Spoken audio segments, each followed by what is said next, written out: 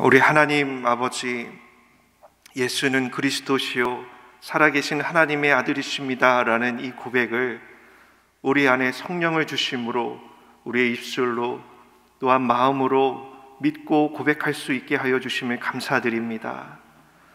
이 세상 그 어떤 아름다운 말보다도 이 고백이 참으로 뛰어나고 비교할 수 없이 아름다움을 우리가 고백합니다. 우리 주님이 가장 놀라운 하나님이시기 때문에 그렇습니다. 주여, 이 시간도 우리를 가르쳐 주시옵소서. 또한 아버지께 영광 올려드리게 하여 주시옵소서. 우리 마음 안에 말씀을 주시고 그 말씀으로 살아가게 하옵소서. 참으로 하나님의 뜻이 무엇인지 우리로 깨닫게 하시고 또 우리 안에 하나님의 놀라운 일들을 일으켜 주셔서 아름다운 성령의 열매를 맺어갈 수 있는 복된 성도 될 수 있도록 아버지 역사하여 주시옵소서. 감사드리며 우리 주 예수 그리스도의 이름으로 함께 기도합니다. 아멘. 오늘은 은혜의 방편 기도 두 번째 시간입니다. 빌립보서 말씀 4장 6절과 7절 말씀을 함께 보도록 하겠습니다. 신약 성경 322페이지에 있습니다. 빌립보서 말씀 4장 6절과 7절 우리 함께 말씀 읽도록 하겠습니다. 아무것도 염려하지 말고 다만 모든 일에 기도와 간구로 너희 구할 것을 감사함으로 하나님께 아뢰라. 그리하면 모든 지각에 뛰어난 하나님의 평강이 그리스도 예수 안에서 너의 마음과 생각을 지키시리라. 아멘. 은혜의 방편 기도 두 번째 시간입니다. 성도 여러분, 우리가 신앙생활을 처음 시작하게 됐을 때 실은 그때부터 우리는 기도라는 것을 하게 되는 것입니다. 그런데 보면 같이 신앙생활을 시작을 해도 어떤 사람은 마치 생전 수영을 한 번도 배우지 않았는데 그냥 물속에 뛰어들기만 해도 잘 수영을 하는 사람이 있는 것처럼 기도 역시도 어떤 분은 그렇게 기도를 잘합니다. 그런데 또 어떤 사람은 기도에 대해서 많이 듣고 또 배우고 했어도 여전히 기도라는 것은 어려운 것으로 마치 나에게 숙제같이 무거운 짐으로 남아 있을 수 있는 것이죠. 그래서 그런 분들은 답답함이 있습니다. 그래서 기도라는 것은 무엇이고 어떻게 해야 하는가라는 것을 이제 질문하고 싶고 물어보고 싶은 것이죠. 그런데 물어보는 사람마다 그 답변이 제각각인 것이죠. 누구는 하나님과 대화하는 거다. 틀린 말은 아니지만 대화하는 것이다. 또 기도는 호흡하는 것이다. 이 역시도 틀린 말은 아닙니다. 그런데 정말 기도에 대해서 이게 너무 어렵고 그런 사람에게는 이러한 호흡이다 혹은 이것은 대화다라는 것들이 좀 도움을 주기에는 내용이 빈약할 수 있다라는 것입니다. 그러면 이것을 우리가 어떻게 누군가에게 알려주려고 할 때 우리는 어떻게 해야 될까요? 그것은 바로 그저 우리의 개인의 어떤 생각을 전하는 것이 아니라 우리 가운데 있는 신앙 고백서의 문서를 통해서 우리는 대답해 줄 수 있다는 것입니다. 왜냐하면 우리가 이미 우리 교회가 갖고 있는 이 신앙 고백서 안에 기도에 대한 가르침이 아주 자세하게 나와 있기 때문에 그렇습니다. 그러므로 혹은 우리 같이 신앙생활을 하는 우리 셀원들이나 혹은 이제 막 신앙생활을 시작하는 그러한 성도에게 이 기도에 대해서 우리가 기회가 만약 나에게 주어진다면 이러한 신앙 고백서의 문답을 한 번쯤 외워서 이렇게 대답을 해주면 대단히 유익할 줄로 믿습니다. 그래서 기도라는 것은 무엇입니까? 지난주에 했던 내용들을 조금 되짚어 보면 이 기도에 있어서 가장 중요한 두 가지 개념이 있다라고 말씀을 드렸습니다. 첫 번째는 과연 왜 하나님께서는 우리의 필요를 다 아시면서 전능하신 하나님이시면서 왜 우리에게 기도를 하라라고 말씀을 하실까? 에 대한 것을 우리가 생각하면서 하나님이 우리에게 기도를 하라고 한 목적은 무엇일까? 하나님이 우리가 기도하는 이 기도를 통해서 과연 원하시는 것이 무엇일까라는 것에 대해서 잠시 나누어 봤습니다. 그것은 바로 우리가 바로 하나님을 의지하는 자녀가 되는 것이 바로 하나님께서 이 기도를 통해서 우리에게 원하시는 일이다라는 것입니다. 왜냐하면 이것이야말로 우리가 기도를 하는 것이야말로 어떤 것입니까? 우리의 마음과 생각을 유일하게 안전하게 지킬 수 있는 삶의 원리이기 때문에 그런 것입니다. 오늘 빌립보서 말씀 4장 7절 보시면 그리하면 모든 지각에 뛰어난 하나님의 평강이 그리스도 예수 안에서 너의 마음과 생각을 지키시리라 라고 우리에게 말씀하고 있는 것이죠. 그러면 반대로 우리가 기도하지 않으면 어떠한 일이 벌어진다라는 것입니까? 우리의 마음과 생각이 안전하지 못하라는 것입니다. 마음과 생각을 안전하게 하나님의 평안 가운데 그리스도 안에 잡아놓을 수 있는 유일한 방법은 바로 기도라는 것이죠. 그러므로 이 기도를 하는 것이야말로 참으로 우리가 하나님을 의지하는 것에 대한 표현이고 또 아버지께서 그것을 우리에게 원하시는 것입니다.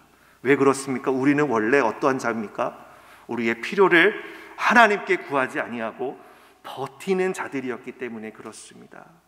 그러므로 이제 하나님께서는 기도를 통해서 우리가 그러한 하나님을 의지하는 자녀가 되는 것, 또한 한편으로는 우리가 그러한 하나님을 의지하는 자녀가 되도록 만들어가는 것이 하나님께서 기도를 통해서 하시는 일이다라고 말씀을 드렸습니다. 두 번째 개념은 무엇이었냐면 과연 기도의 응답이라는 것은 무엇인가에 대해서 우리가 나누었습니다. 기도의 응답이란 우리가 바라는 것이 모두 이루어지는 것이 아니라 오히려 우리에게 바라시는 하나님의 뜻이 무엇인지 우리가 알게 되는 것, 우리가 알게 되는 것이 바로 기도의 응답이다라고 이 개념을 말씀을 드렸습니다. 왜냐하면 하나님께서 우리를 향해 바라시는 아버지의 뜻이야말로 어떤 것입니까? 우리에게 가장 유익한 것입니다. 그리고 이것이야말로 우리에게 최선의 결과를 도출하며 또한 진정한 행복에 이르를 수 있는 유일한 것이기 때문에 그렇습니다. 내가 나를 위해서 간구하고 내가 나를 위해서 이루어졌으면 하는 모든 것들이 만약 이루어진다면 그야말로 이 세상은 행복이 아닌 슬픔으로 빠져들고 말 것입니다. 왜냐하면 인간이란 아주 철저하게 마음 가운데 이기적인 존재, 이기심이 있기 때문에 그런 것이죠. 반대로 하나님의 우리를 향한 뜻이야말로 이것이 우리 공동체를 위해서도 우리의 가정을 위해서도 가장 좋은 것이다 라고 했습니다. 그래서 우리는 기도하는 순간 때로는 내가 기도할 제목을 잊어버리고 성령 하나님께서 나에게 어떠한 새로운 기도를 시키실 수 있는 것입니다. 바로 그것이 하나님께서 나와 우리 교회와 우리 가정을 위한 그런 하나님의 뜻이다라는 것이죠. 그래서 이렇게 우리가 기도에 대해서 두 가지를 살펴보고 이제는 기도는 무엇인가에 대해서 대어리 문답에 대해서 한 번 더 살펴보면 답은 이렇게 나오지만 이걸 조금 정리해서 보여드리면 기도라는 것은 무엇입니까? 우리의 소원을 아뢰는 것입니다. 기도는 아뢰는 것입니다. 무엇을? 우리의 소원, 우리의 갈망, 우리의 바람, 우리의 요구를. 그런데 아까 말씀드린 그 개념을 잘 생각해 보시기 바랍니다. 과연 기도의 응답이란 무엇이고 하나님이 기도를 통해서 원하시는 것은 무엇인가? 그거를 떠올리시면서 이거를 보시면 참 좋을 것 같습니다. 이렇게 누군가가 나에게 기도는 무엇입니까? 라고 했을 때 우리가 이제 하나씩 얘기를 해주는 거죠. 기도는 우리의 소원을 하나님께 아뢰는 것이야. 그런데 하나님께 기도해야 하고 그리스도의 이름으로 기도해야 되고 성령의 도우심을 받아야 하는 거야. 우리의 죄를 고백하면서 그의 긍휼을 감사히 인정하면서 우리의 소원을 아뢰는 것이 바로 기도야 라고 우리가 굉장히 멋지게 대답을 해줄 수 있는 거죠. 어떻습니까?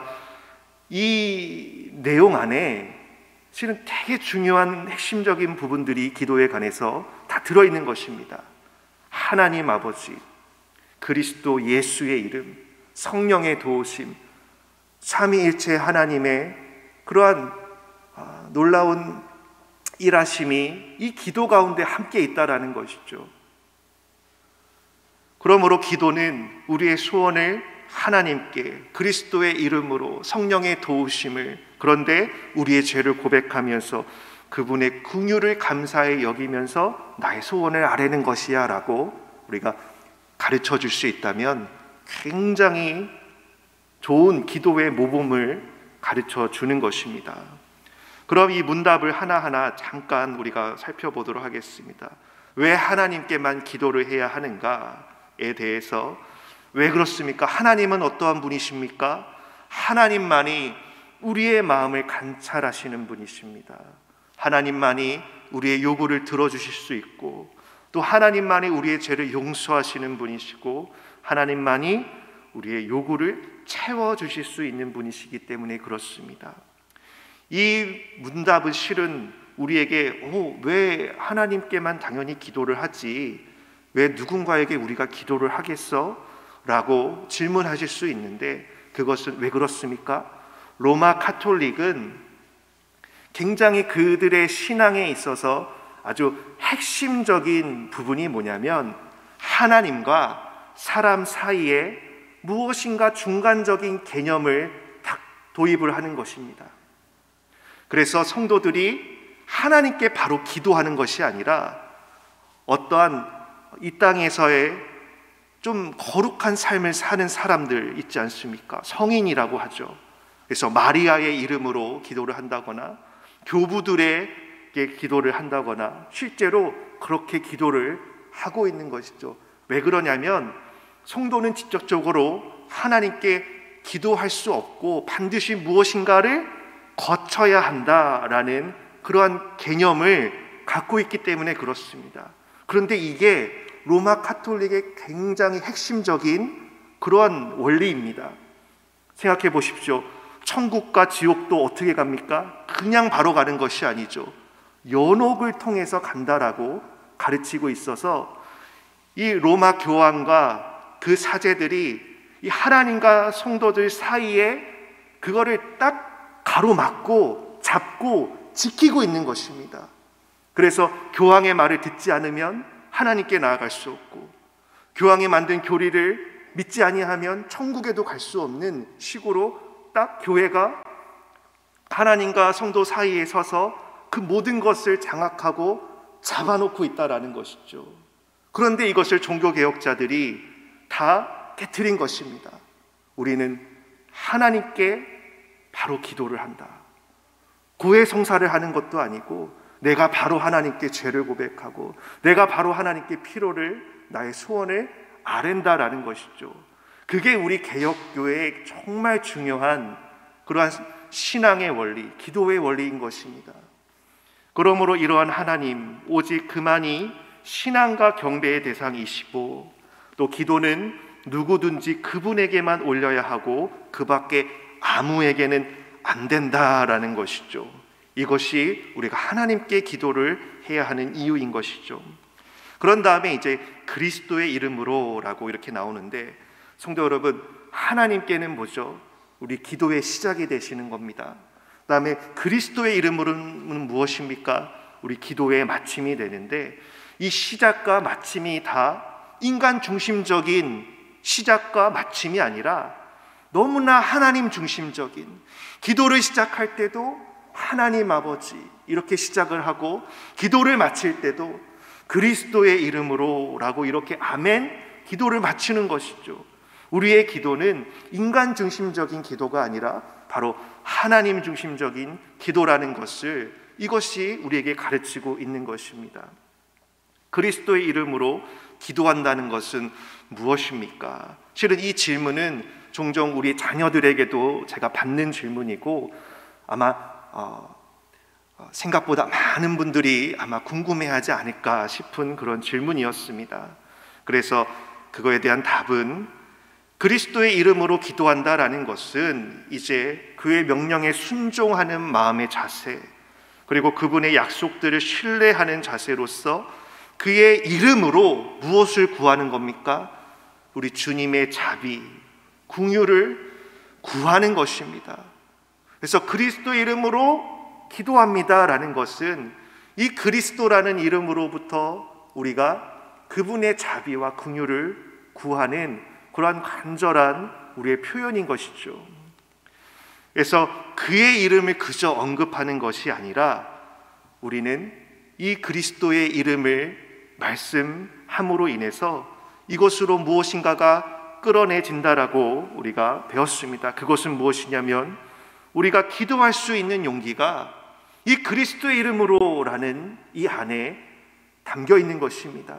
그리고 담대함과 힘을 주시고, 그리고 나의 기도가 하나님께 연락되리라는 이 소망을 그리스도와 그분의 천상사역, 그분의 중보 기도로부터 우리에게 이렇게 나타나리라는 그런 소망을 가지고 우리가 그리스도의 이름으로 기도합니다라고 하는 것이죠. 그런데 실제 우리가 기도할 때는 이 그리스도의 이름으로 기도합니다가 굉장한 찰나의 순간이고 순식간에 빠르게 마침표를 찍듯이 지나가 버리는데, 실은 이 그리스도의 이름으로 기도한다라는 것에 이러한 놀라운 깊이 있는 의미들이 있다라는 것이죠. 그래서 한 번쯤 우리가 기도를 마무리할 때 내가 그리스도의 이름으로 긍휼을 구합니다. 주님, 내가 주님께 자비를 구합니다. 내가 그리스도의 이름을 사용함으로 인해서 내가 기도할 수 있는 용기를 주시고, 또 나에게 담대함을 주시고 힘을 주시고, 또 나의 모든 앞서 말한 기도가 다 하나님께 상달되고 연락되리라는 그러한 소망을 주신다라는 것을 내가 믿습니다. 주님 감사합니다. 이렇게 우리가 또 길게도 할 수 있는 것이죠. 이러한 부분들이 실은 필요하고 마땅히 이 그리스도 일을 마치 주문처럼 하는 것이 아니라 이러한 가르침을 통해서 이것이 이런 의미가 있구나라는 것이 이제 실제적으로 좀 가르쳐져야 하는 것이죠. 우리가 이제 지난주에 여기까지 좀 살펴보았고, 한 가지 더. 그러면 왜 그리스도의 이름으로, 좀 전에는 그 의미에 대해서 살펴봤다면 이것은 무엇입니까? 왜 그리스도, 왜 그분입니까? 라는 질문을 하는 것이죠. 왜 하나님과 우리 인간 사이에 그런 중보자가 있어야 합니까? 이것은 우리가 마땅히 질문을 해야 하는 것입니다. 왜냐하면 로마 가톨릭은 이 중간에 무엇을 뒀습니까? 교회를 뒀어요. 하나님과 사람 사이에, 여기서 말하는 교회는 조금 우리가 말하는 교회랑은 다른 개념의 교회입니다. 교회를 돕고 많은 이 중간에 성인들을 돕고 교부들을 돕고 마리아를 돕습니다. 그러나 이제 우리가 개혁을 함으로 인해서 이러한 모든 것들을 다 뜯어낸 것이죠. 그러면 여기에 과연 누가 계셔야 하는가라는 것을 우리는 질문을 해야 되는데, 그거에 대한 답변인 것입니다. 사람의 죄악상과 이로 인하여 하나님과 사람 사이에 생긴 거리가 심히 큽니다.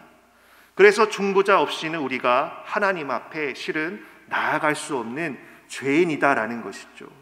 그런데 이 죄인이 어떻게 하나님께 직접 나아갈 수 있습니까? 어떻게 나아갈 수 있습니까? 아무도 없습니다. 하늘과 땅에는 그 영광스러운 사역, 중보의 사역에 임명받았거나 적합한 자는 없습니다. 오직 그리스도 예수밖에는 그러한 일을 감당할 사람이 없다라는 것이죠. 왜 그렇습니까? 우리 주님은 완전한 하나님이시요 완전한 사람이시기 때문에 그러한 것입니다. 그러므로 우리의 유일한 중보자는 오직 예수 그리스도, 예수 그리스도의 이름으로 우리는 기도를 한다면 이제 중간에 누군가를 거칠 필요가 없는 것입니다. 내가 그리스도의 이름으로 기도한다라면, 예를 들어서 저 사람은 나보다 조금 영빨이 더 센 것 같아. 저 사람은 나보다 뭔가 더 신앙의 결론이 있고 더 뭔가 저 사람이 말하면 하나님이 들어주실 것 같아. 성도 여러분, 이게 대단히 카톨릭적인 개념이라는 것입니다.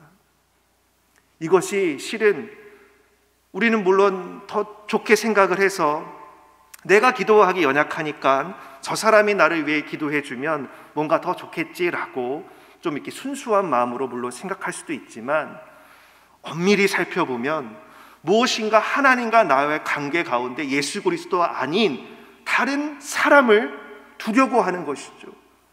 이건 개혁주의적인 기도의 원리가 아닙니다. 이건 로마 카톨릭적인 것입니다. 그러므로 이런 거를 조금 자제하고 경계할 필요가 있다라는 것이죠. 그리스도의 이름으로 우리가 직접 하나님께 기도를 하는 것이고, 하나님은 우리가 그리스도의 이름으로라고 부르짖는 그 소리에 들어주시는 것입니다. 더 영적으로 성숙하거나 이것이 있는 사람의 말을 하나님이 들으시는 게 아니라 그리스도의 이름이다라는 것이죠. 그리스도의 이름만이 하나님 앞에 우리 사람과 하나님을 중보하시는 유일한 중보자가 되신다라는 것이죠. 자, 이제 시작과 끝을 우리가 살펴보았는데, 이제 세 번째는 무엇이냐면 바로 성령의 도우심이 있어야 한다라는 것이죠. 그러면 이것은 무엇에 해당이 되겠습니까? 중간 내용에 해당되는 것으로, 시작도 하나님이시요 마침도 그리스도 예수시요, 그 기도하는 중간도 성령 하나님의 도우심으로 우리가 기도를 하게 되는 것이다. 이게 바로 기도다라는 것을 말하고 있는 것입니다. 182문, 숫자가 어마어마하죠. 성령께서는 어떻게 우리의 기도를 도우시는가?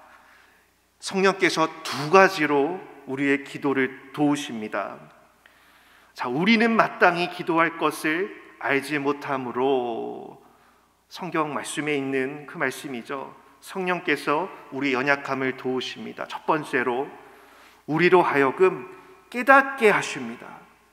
성령께서 우리로 하여금 우리가 누구를 위해서 기도해야 할지, 무엇을 위해서 기도해야 할지, 어떻게 기도해야 할지 이것을 깨닫게 하여 주신다라는 것이죠. 좀 더 자세한 거는 좀 이따가 살펴보도록 하고, 두 번째는 무엇이냐면 우리 마음 가운데 무엇인가를 일으키시고 무엇인가를 소생시키는 그러한 일을 하신다라는 것입니다. 첫 번째, 깨닫게 하신다. 두 번째, 우리 안에 어떠한 것들을 일으키신다. 그것은 무엇이냐면 우리가 이 의무, 기도를 바르게 행하는 데 요구되는 것이 있습니다. 기도를 하기 위해서는 우리의 이해가 필요합니다. 우리가 하는 기도 제목에 대한 이해가 필요한 것이죠. 하나님의 뜻에 대한 이해가 필요하고, 말씀에 대한 이해가 필요하고, 하나님이 우리를 향하신 그것이 무엇인가에 대한 이해가 필요하겠죠. 그리고 우리가 이해만 한다고 해서 저절로 기도가 되는 것이 아니겠죠. 무엇이 필요합니까? 기도를 하고자 하는 열정 또한 있어야 하는 것입니다. 왜냐하면 이 기도라는 것은 사도 바울이 우리에게 말씀하셨듯이 너희는 쉬지 말고 기도하라, 범사에 감사하며 기도하라 라고 말씀하셨는데, 우리는 한순간의 짧은 열정만으로는 그러한 기도의 사역을, 그런 우리의 의무를 감당할 수 없다라는 것입니다. 그러므로 열정이 필요하고, 그 다음에 실은 은혜가 필요합니다. 나로 하여금 하나님의 전적인 그런 일하심에 내가 무릎을 꿇게 만드는 것. 언젠가는 내가 기도하지 않아도 내가 다 할 수 있고, 하나님 나 할 수 있어요 라고 막 많은 일을 했다가도 하나님이 나에게 은혜를 주실 때면 무엇입니까? 하나님, 실은 내가 하려고 했는데 이게 아니었습니다. 하나님이 실은 내 안에서 이 일을 해주셔야 내가 할 수 있는 것이었습니다 라는 그런 깨달음의 은혜를 주셔야 우리가 또 하나님 앞에 무릎을 꿇게 되는 거 아니겠습니까? 그러므로 이 이해와 열정과 은혜를 누가 주십니까? 성령께서 주신다. 성령께서 내 안에 일으켜 주신다. 그런데 참 재미있고 놀라운 사실은 무엇이냐면 이 가로 안에 어떤 말이 들어있냐면 비록 모든 사람에게 어느 때나 다 같은 분량으로는 아닐지라도 라고 그렇게 이 웨스트민스터 신앙고백서를 작성한 그 목사님들과 그 신학자들이 이러한 표현을 달았습니다. 우리는 실은 굉장히 남하고의 비교를 잘하는 존재죠.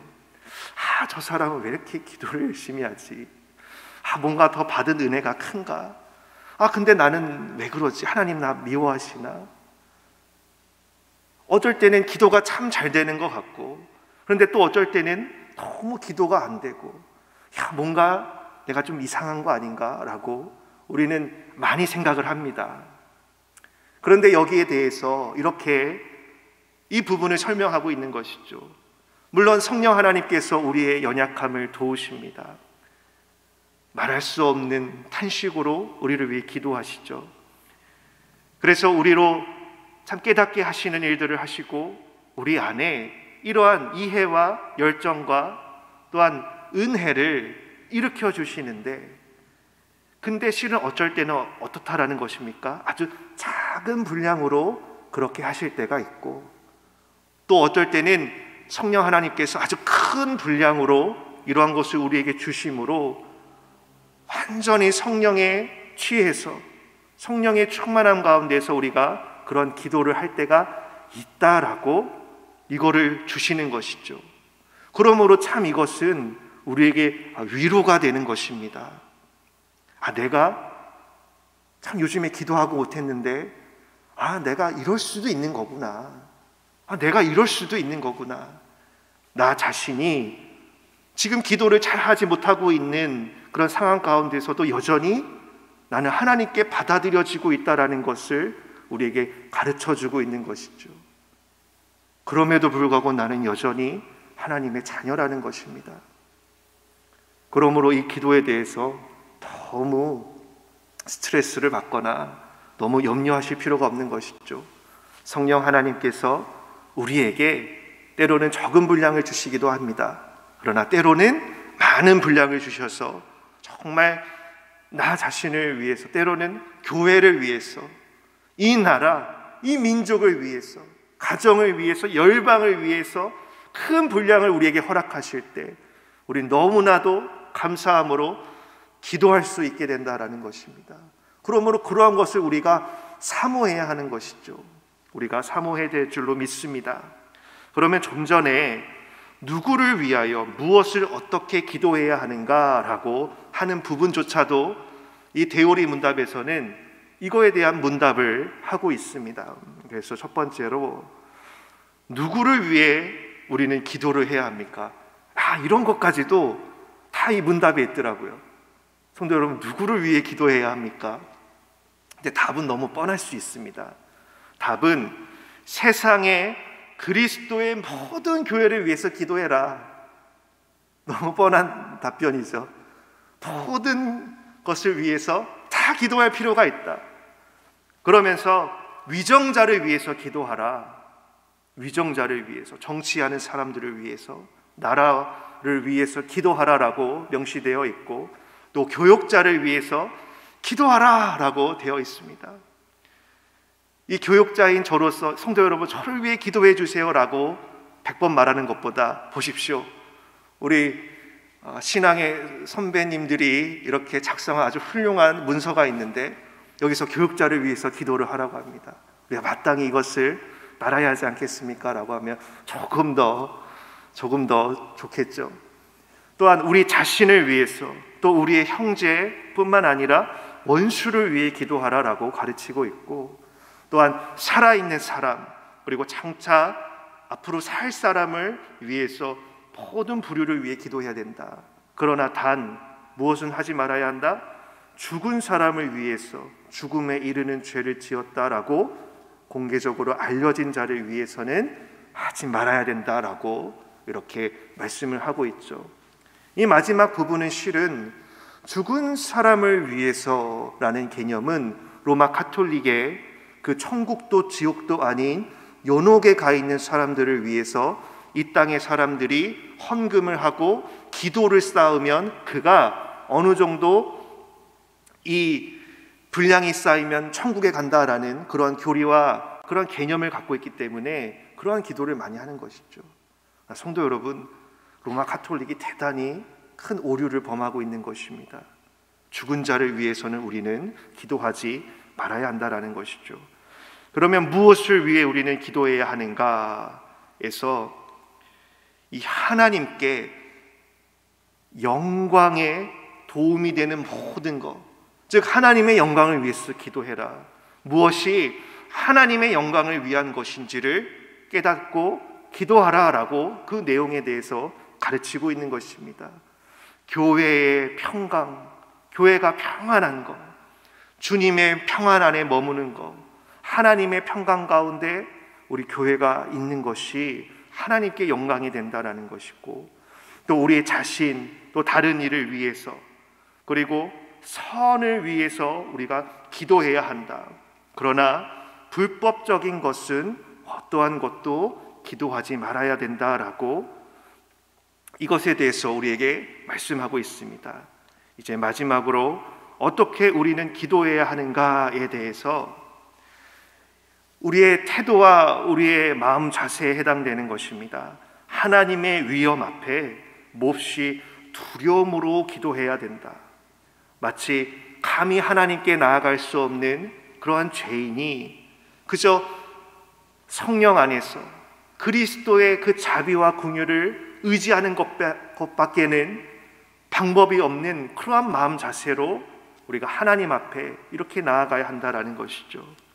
그래서 우리 자신의 무가치함, 빈궁함, 죄를 깊게 우리가 느끼면서 하나님께 회개하는 마음으로, 또 감사하는 마음으로, 또 아버지께 열린 마음으로 우리가 기도해야 하는 것이고, 또 우리가 그러한 하나님의 뜻을 이해하려고 하는 마음, 그리고 믿음으로써, 성실함으로써, 열정, 사랑, 인내함으로써, 그리고 무엇보다 우리 주님을 기다림으로써 우리는 그의 뜻에 겸손한 복종으로 그렇게 기도해야 된다.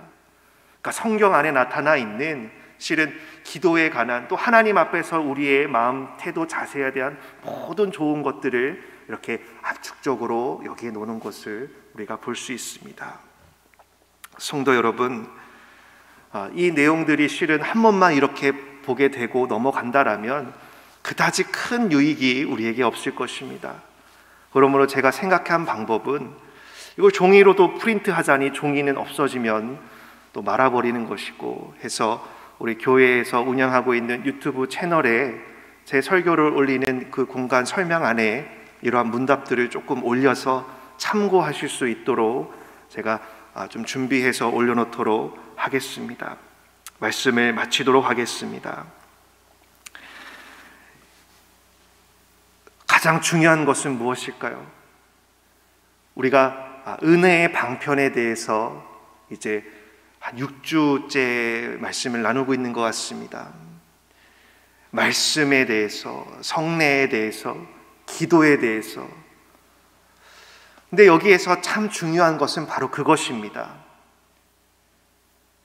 이 은혜를 주시는 분도 하나님이시고, 은혜를 받을 수 있는 방법, 방편을 마련해 주시는 분도 하나님이시고, 또 그 은혜가 우리 안에 역사하도록 그렇게 우리 안에서 일하시는 분도 하나님이시다라는 것입니다. 이걸 우리가 좀 어떻게 표현해 볼 수 있을까요? 하나님의 조건이 없는 무조건적인 사랑으로 우리를 사랑하고 계신다라는 것이죠. 그러므로 성도 여러분, 우리가 이런 기도의 모범을 따라서 기도하게 될 때 저절로 하나님께서 정말 나를 사랑하시는구나. 하나님이 나의 연약함에도 불구하고 나를 조건 없이 나를 생각하시고 나를 사랑하시는구나. 누군가가 옆에서 그렇지 않습니까? 나에 대한 기대를 갖고 있으면 내가 무엇인가 더 열심히 하려고 하고 그렇게 우리의 마음이 좀 달라지지 않습니까? 그런데 바로 하나님 아버지께서 나를 향하신 아버지의 뜻을 갖고 계시구나. 이런 것들을 우리가 기도 가운데 살펴보게 되었을 때 우리는 누가 말하지 않아도 하나님의 무조건적인 사랑, 아버지의 사랑을 우리가 경험할 수 있는 것입니다. 그러므로 성도 여러분, 이 기도에 대한 오래된 혹은 우리가 낡았다라고 표현할 수도 있고 어찌 보면 좀 시대에 뒤떨어진다라고도 생각할 수 있는 이런 교리문답, 그러나 그 안에는 놀라운 보화가 들어있는 것입니다. 그러므로 교리라고 해서 화들짝 놀라지 마시고 그 안에 있는 보화들을 우리가 잘 신앙적 유산으로 이어받아서 우리의 신앙생활 가운데 풍성한 하나님의 은혜의 통로로서 그렇게 우리가 삼고 유익을 누렸으면 좋겠습니다. 그분들의 신앙 안에서 누렸던 그 은혜들이 우리에게도 전달이 되는 것입니다. 저는 이것이야말로 참 은혜라고 생각을 합니다. 왜냐하면 하나님은 어제나 오늘이나 내일이나 변함없는 하나님이시기 때문에 그때도 그것이 은혜가 되었다면 오늘 우리에게도 은혜가 되는 것은 동일한 하나님이 살아계시기 때문에 그런 것입니다. 우리 함께 기도하겠습니다. 하나님 아버지, 이제 오늘로써 은혜의 방편에 대해서 모두 살펴보았습니다. 우리 주 예수 그리스도께서 하늘과 땅의 권세를 가지시고 그 권세로서 우리에게 명하신 세 가지 말씀과 성례와 기도, 이것을 통해서 주님, 우리가 은혜를 받습니다.